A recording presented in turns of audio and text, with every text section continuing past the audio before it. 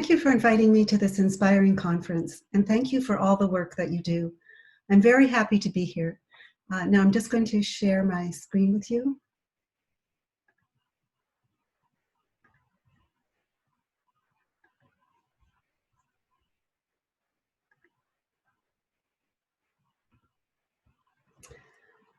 I'm here to talk about the role of research in understanding the profound effects of music on infants' development and how music helps infants form relationships with others in their environment. The world of the infant is musical. Not only is music universal across human cultures, singing to infants also appears to be universal. What are caregivers doing and what are infants perceiving in this music? Why do caregivers sing to infants? In several studies, we have shown that parents sing to infants differently than they sing in other situations, and that this singing is communicative. Listen to this mother singing a lullaby with the intent to put her infant to sleep. Ooh, ee, ooh, ah, ah, ting, ting, walla, walla, bing, bang. Ooh, ee, ooh, ah, ah, ting, ting, walla, walla, bing, bang. Ooh, ooh, ooh.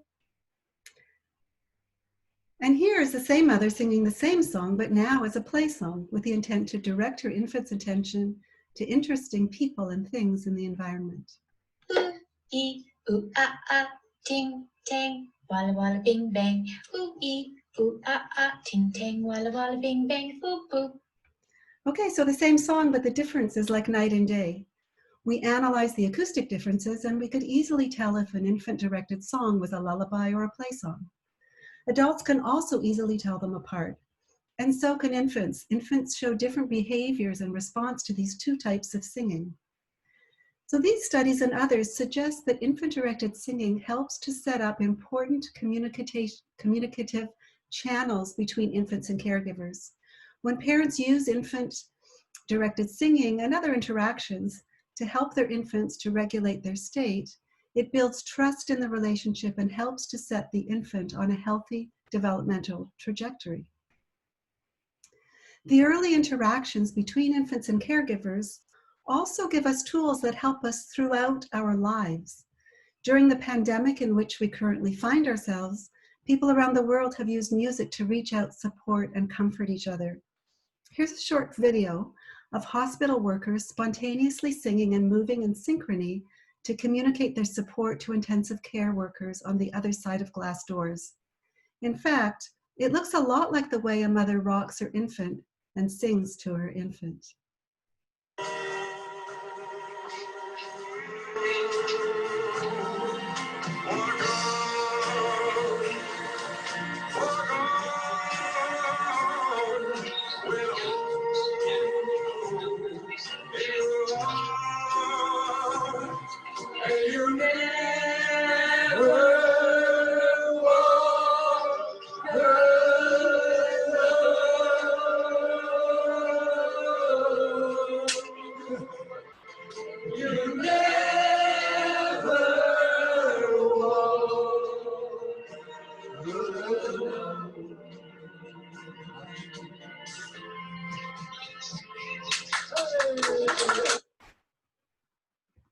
We also see the power of moving and chanting together in the recent anti-racism protests that have been sweeping the United States.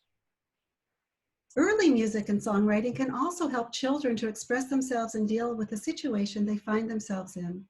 This is a video of a 6-year-old expressing her frustration and anger during the pandemic.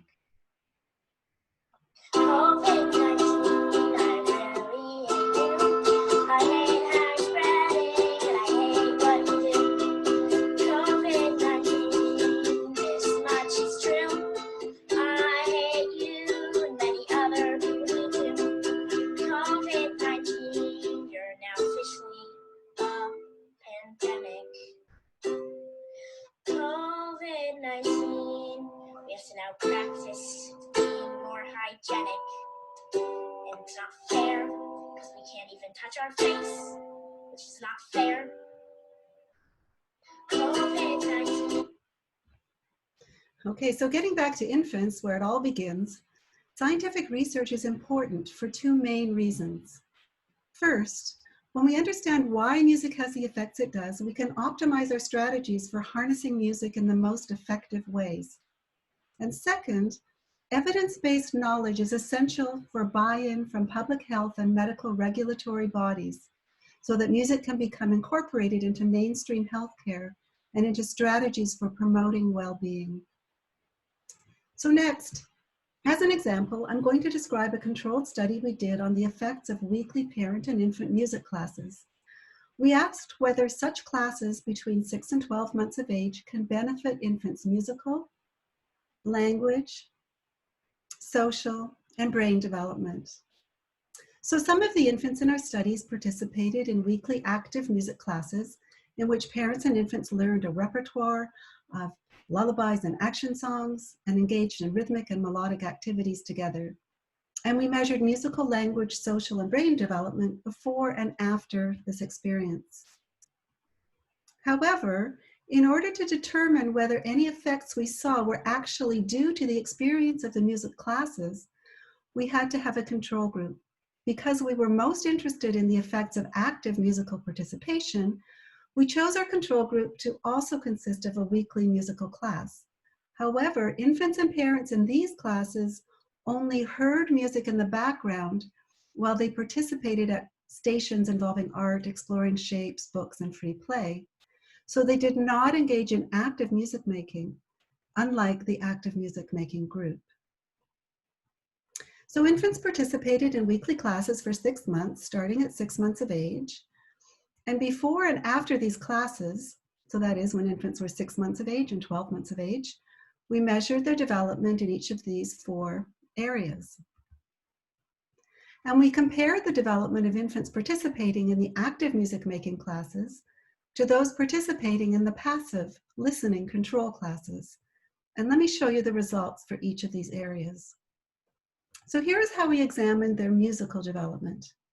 Infants are not born knowing a particular musical system, just like they're not born knowing a particular language like English or Spanish or Mandarin. Much of our music in Western countries is based on the Western tonal system of scales and keys. There are many other tonal systems in the world, and infants are not born knowing any particular one of these systems. But just as infants learn the language that's in their environment by being exposed to that language, infants learn the musical system in their environment without any formal training, just by being exposed to it. So in our study, we assessed infants' understanding of Western tonality by playing them these 2 versions of a little-known sonatina by Thomas Atwood. So here it is in its original form.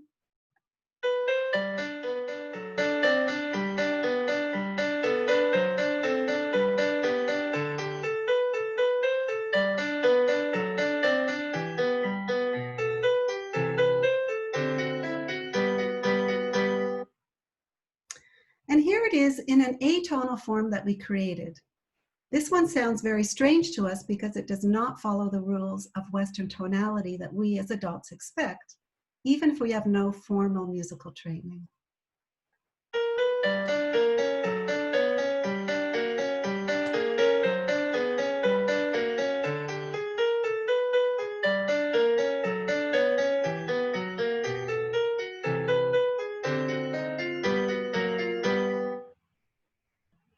Oops. So believe it or not, at 6 months of age, infants do not prefer to listen to the original tonal version. They're just as happy to listen to the atonal version. And this means that they have not yet internalized the rules of Western tonality.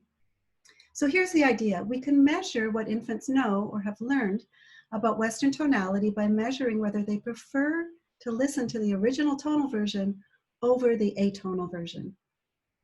So we measure infants' preferences by letting them control how long they listen to each of the 2 versions of the piece.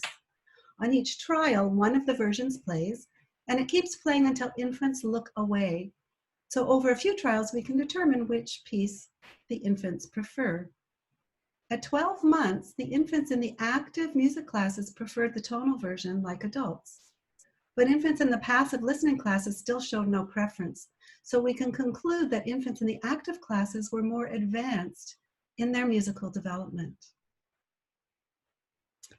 We measured their early language development with a test, the MacArthur-Bates, of early communicative gestures. For example, pretending to eat with a fork or using a banana as a telephone. The more infants do such gesturing at 12 months, the better their language development will tend to be over the next years. We found that infants at 12 months, the right part of the graph, after 6 months of classes, the infants in the active group, shown in maroon, were engaged in more communicative gesturing than those in the passive group, shown in gray, indicating more advanced language development in those infants who experienced the active music classes. To measure social emotional development, we administered the standardized infant behavior checklist. So at 12 months of age, in comparison to the infants in the passive classes, infants in the active classes showed less distress to limitations, were more willing to approach new things, they smiled and laughed more, and they were more easily soothed.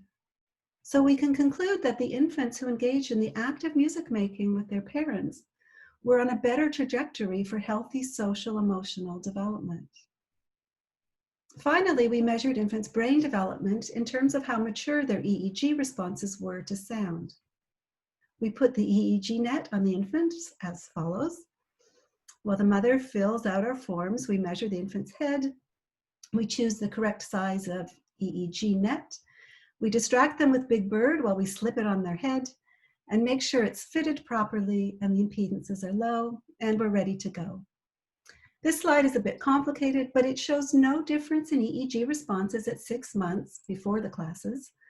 But at 12 months, the active music group shows faster and larger EEG responses to sound compared to the passive music listening group.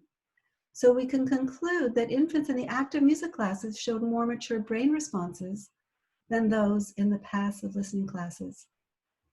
We were quite astounded by what some of the 12-month-olds were able to do after the 6 months of active music classes.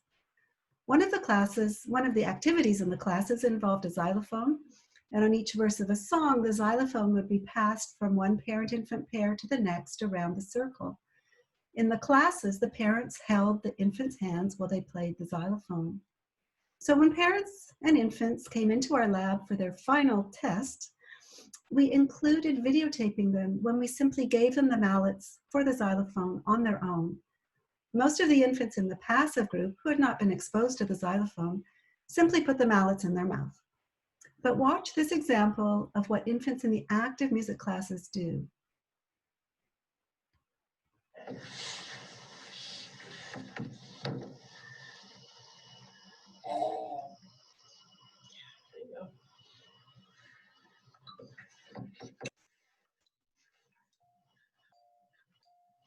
So this 12-month-old is really trying to hit the bars, and he's showing some alternate hand movements. Good job playing. Which is impressive at 12 months. Yeah, there you go.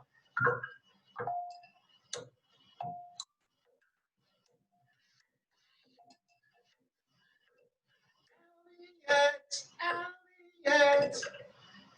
Do you like the play? And note that he crosses the mallets, and this is what infants do with their parents in the classes when their turn has ended and it's time to pass on the xylophone to the next parent and infant. So by having a control group, by measuring infants before and after our musical intervention, and by having random assignment to which group infants were in, we can conclude from this study that engagement in active parent-infant classes between 6 and 12 months of age enhances music, language, social, and brain development. So I'm going to talk about a second study now. Remember at the beginning of this talk, I showed the healthcare workers singing and swaying together and what a powerful message of support and caring that was. But why do rhythms affect us so powerfully? Well, one theory is that we evolved music because it serves an important social bonding function. When people experience and move together to music, they feel affiliated. But how early in development are we affected by rhythms in this way? Well, studies in adults show that after moving in sync, compared to moving out of sync, adults like each other more, they trust each other more, and they will actually cooperate more in a game together if they have the choice of either cooperating or competing. So we asked whether we could see these prosocial effects already in infancy.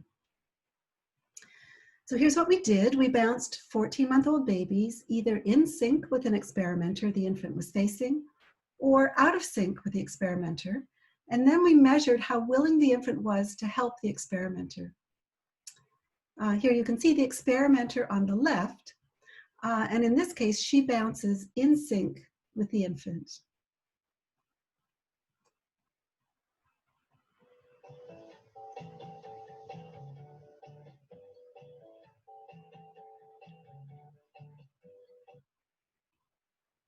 After 3 minutes of this bouncing experience, the infant is then given a chance to help the experimenter, who accidentally, on purpose, drops her clothespin and can't reach it. The infant has 30 seconds to help.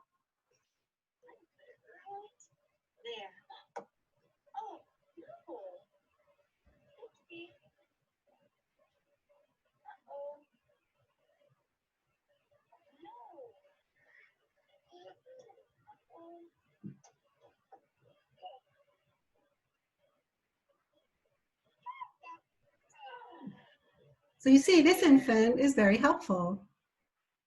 This time the experimenter bounces out of sync with this infant.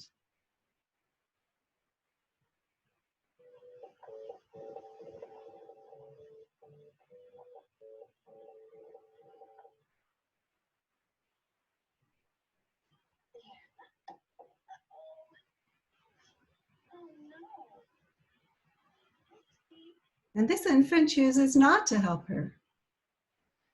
So overall, we found that infants bounced synchronously helped much more often than those bounced asynchronously. So incredibly, just 3 minutes of bouncing in sync with an unfamiliar adult greatly increases how willing an infant is to spontaneously help that adult. Thus, synchronous movement is very powerful for eliciting prosocial behavior, even in infants.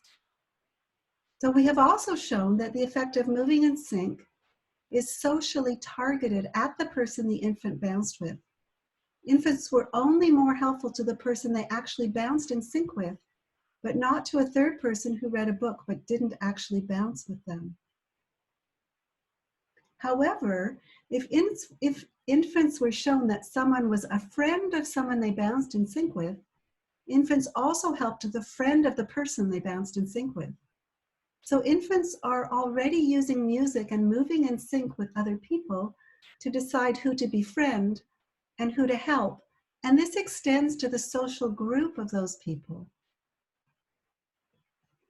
So there are profound social consequences of experiencing music and moving together with other people. And even in infancy, infants use movement synchrony as a cue for figuring out and navigating their social world. So from these studies I have presented, we can conclude that active music making in infancy and moving in synchrony with infants are powerful tools to promote musical, language, social, emotional, and brain development. And I want to end with the thought that scientific evidence is really important for understanding the benefits of music and how to harness them, and also for advocating for music in medical practice and for well-being. And finally, I'd like to thank the agencies who helped to fund this research, and I'd especially like to thank all of the students and researchers in my lab who have made it all possible. So thank you for inviting me. Very happy to have been here.